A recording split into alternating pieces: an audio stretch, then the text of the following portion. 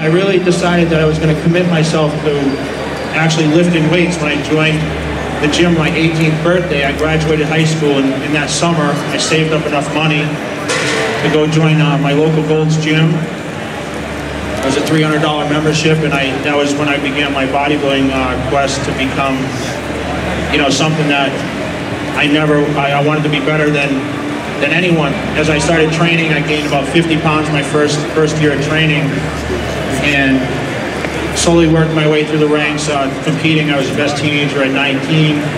But really, I think what prepared me for the quest that I was about to do is the discipline and the hard work I was taught as a child, and working on that farm, which I hated every day.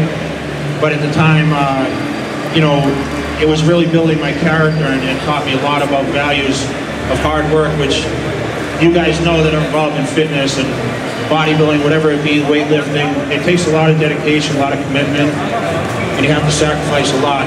And I used to be really, really frustrated when, I'd have school break and I would spend the whole time working and not being able to enjoy the things when everyone else was going on vacation. I was at home working. It really, really taught me that discipline that I needed when I first started to get into bodybuilding, and I kind of really didn't have a path on which I was following. I kind of just read the magazines, and it wasn't like today where you have the internet where you can follow a lot of things on the internet.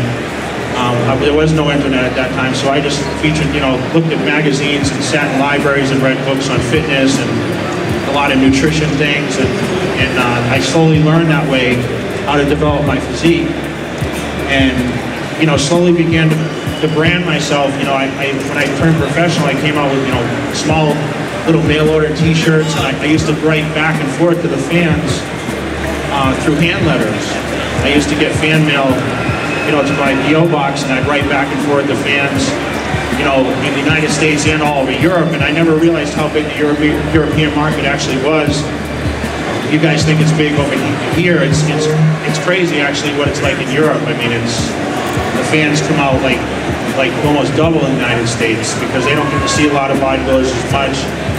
They're not real keen on the nutrition and all the training aspects that we have here in the United States. So as those letters started to pile in, I built a pretty solid fan base, and I started offering 8x10 photos and different merchandise. I did baseball hats and just basically T-shirts, just to get people, kind of behind me and kind of root for me when it came time to compete.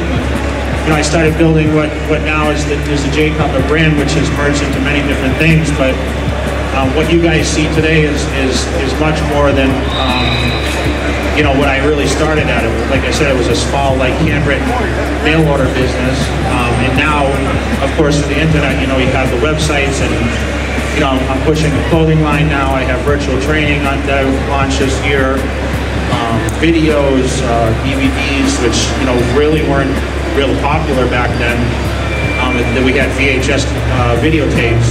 Nowadays we get DVDs, of course, and you can learn so many different things. And I never had these kind of things when I was coming up with my roots, which now I really like to offer the fans a lot more than what I was able to receive back then and try to learn from.